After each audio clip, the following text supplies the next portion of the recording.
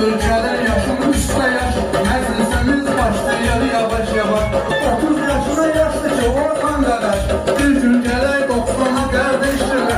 Aynen olmayıp bakma karış. Gel ben seninle geçirdim yarış.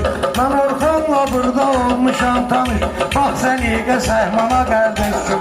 Salam diyeyim Mehmet Ağa müəllimə, rəhbərimiz Mehmet Ağa müəllimə.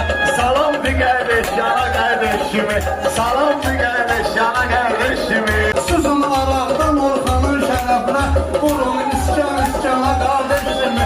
Vurun iskan qardeşimi. O gün olsun ki Orxan'ın toyunda ben gelim kesim dana kardeşim. Ben gelim kesim dana kardeşimi.